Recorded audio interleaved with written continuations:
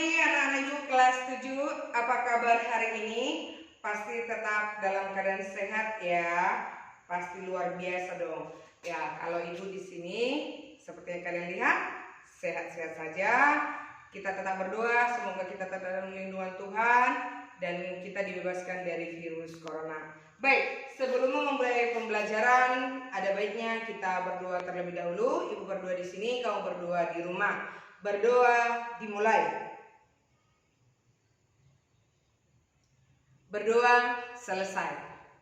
Oke, baik. Pada pertemuan sebelumnya, Ibu sudah ada menjelaskan kepada kalian struktur dari teks cerita narasi atau fantasi. Sekarang kita akan masuk pada unsur kebahasaan teks narasi atau fantasi. Jadi unsur kebahasaan yang digunakan di dalam teks narasi atau fantasi itu ada 3. Yang pertama konjungsi waktu atau sering disebut konjungsi temporal. Yang kedua kalimat langsung dan tan langsung. Dan yang ketiga ada kata ganti. Baik, tanpa berlama-lama langsung saja Ibu jelaskan. Perhatikan kemari. Di sini ada konjungsi waktu. Konjungsi itu kata sambung. Masih ingat ya, karena di pertemuan sebelumnya Ibu sudah ada pernah menjelaskan konjungsi. Konjungsi adalah sering disebut kata sambung. Kata sambung yang digunakan atau yang berkaitan dengan waktu, itulah dia namanya konjungsi waktu. Jadi kata sambung yang berkaitan dengan waktu.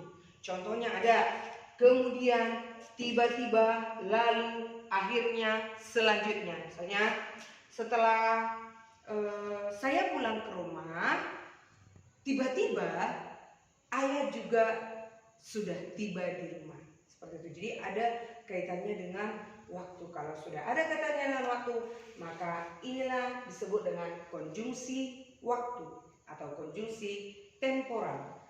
Lalu kita masuk ke unsur kebahasaan yang kedua, kalimat langsung dan tak langsung. Kalimat langsung itu adalah kalimat yang dikutip secara langsung dari pembicaraan seseorang. Kalimat yang dikutip secara langsung dari pembicaraan seseorang. Misal, ingat ya, dikutip secara langsung dari pembicaraan seseorang. Misalnya, saya seseorangnya, saya berbicara. Kamu di rumah sebagai pendengar.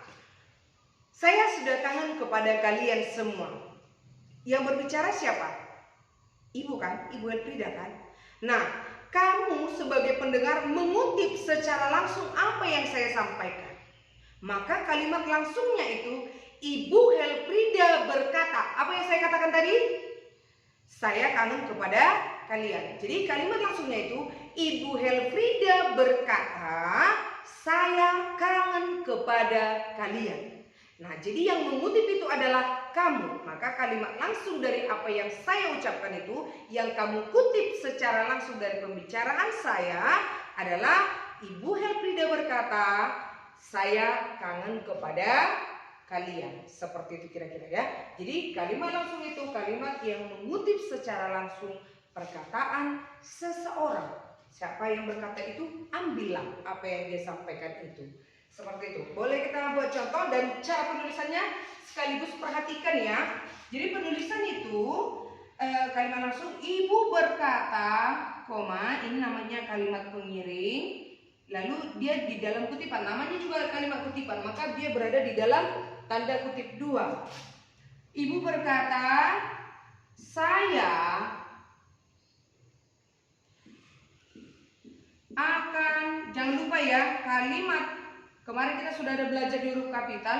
Huruf pertama di dalam kutipan itu harus menggunakan huruf kapital walaupun dia berada di tengah kalimat. Ingat ya. Saya akan berangkat sore ini.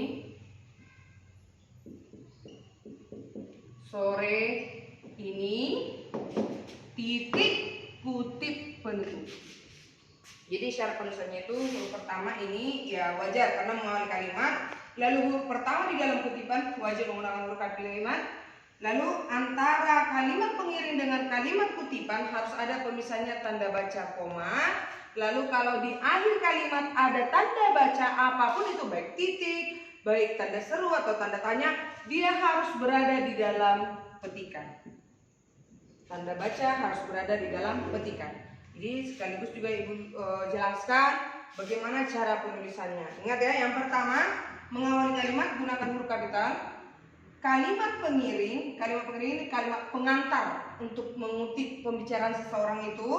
Untuk memisahkan kalimat pengiring dengan kalimat yang dikutip ini, kan ini yang kalian kutip. Saya akan berangkat sore ini. Kan itu yang kalian kutip. Nah, untuk memisahkan kedua unsur ini harus ada tanda baca, koma, lalu buka kutip. Di dalam kalimat kutipan itu huruf pertamanya harus kapital.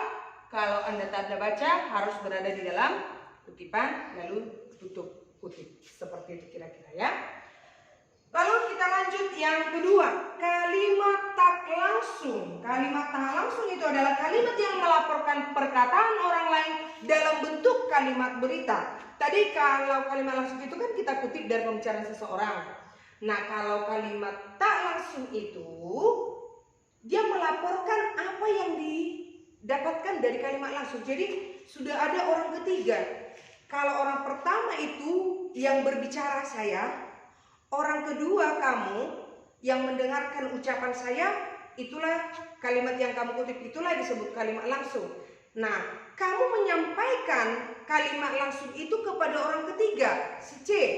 Nah, si C itu apakah mendengarkan pembicaraan dari ibu? Tidak kan? Saya mengatakan, saya kangen kepada kalian. Lalu kamu mengatakan kepada orang tuamu, Mak, kata Bu Elfrida, Ibu Elfrida kangen kepada kami. Nah, itu kalimat langsungnya. Nah, orang tua kan tidak mendengarkan itu, apa yang ibu sampaikan. Yang mendengar apa yang ibu sampaikan itu adalah kalian. Itulah kalimat langsung. Nah, ketika kamu menyampaikan itu kepada orang ketiga, itulah namanya kalimat tak langsung. Karena dia tidak mendengarkan apa yang ibu sampaikan, tetapi melaporkan perkataan orang lain dalam bentuk kalimat berita. Jadi orang lain itu, dia tidak mendengarkan apa yang saya ucapkan, tetapi dia melaporkan apa yang dia dengarkan dari kamu. Itulah kalimat langsung. Jadi tidak dari narasumbernya langsung dia dengar, tetapi dari kalimat langsung yang kamu sampaikan, lalu dia melaporkan ke orang lain, itulah kalimat tak langsung. Nah, contoh di sini. Kita langsung ambil dari yang kalimat langsung tadi ya. Ibu berkata saya akan berangkat sore ini. Nah, kalimat tak langsungnya, ibu mengatakan bahwa iya, saya itu berubah menjadi kata ganti orang ketiga. Ia akan berangkat sore ini. Ibu mengatakan bahwa, itu kan sudah kalimat berita, tidak kalimat langsung lagi. Ia akan berangkat sore ini. Dan untuk syarat penulisannya, semua tanda baca kecuali titik di akhir kalimat hangus. Itu aja simpelnya ya. Karena ini kan kalimat berita, bukan kalimat langsung lagi, maka tanda baca koma, tanda petik, semua hilang. Paham ya untuk penulisannya? Jadi kalimat tak langsungnya dia dalam bentuk kalimat berita. Ibu mengatakan bahwa ia akan berangkat sore ini. Oke, baik. Next kita lanjut ke unsur kebahasaan yang ketiga. Ada kata ganti atau pronomina. Kata ganti, kata yang digunakan menggantikan suatu benda atau hal. Dalam hal ini ada 3 kata ganti yang digunakan. Kata penunjuk, kata ganti orang, pronomina persona, dan kata ganti penanya. Ada penunjuk, orang, penanya. Boleh contohnya lihat. Kata ganti penunjuk, ini, itu. Nah, untuk menggantikan sesuatu digunakan ini atau itu. Lihat ini. Jadi misalnya lihat spidol. Lihat spidol. Jadi untuk mengganti spidol ini digunakan kata ganti penunjuk. Lihat ini. Yang kedua, kata ganti orang. Kata ganti orang untuk menggantikan orang ada 3. Kata ganti orang pertama, kedua, ketiga. Kata ganti orang pertama itu orang kedua dan ketiga itu ada dalam bentuk tunggal, ada dalam bentuk jamak. Tunggal itu 1, jamak banyak. Contoh, orang pertama pembicara. Siapa ini? Saya, aku. Dalam jumlah banyak, kami, kita. Orang kedua, lawan saya berbicara. Anda, engkau, kalian. Orang ketiga, orang pertama atau pembicara dan lawan bicara yang sedang bicarakan. Saya dan kamu bicarakan, yaitu dia, ia, beliau, mereka dalam jumlah banyak. Paham ya? Orang pertama pembicara, orang kedua lawan saya berbicara, orang ketiga yang pembicara dan lawan bicara sedang bicarakan. Saya, aku, daku, kita, Anda, kamu, engkau, kalian, dia, ia, mereka, beliau. Paham ya? Itu dia kata ganti orang ketiga. Yang ketiga ada kata ganti penanya. Kata ganti penanya ini sering dikasih istilah adik simba. Ya, apa, siapa, di mana, kapan, mengapa, bagaimana.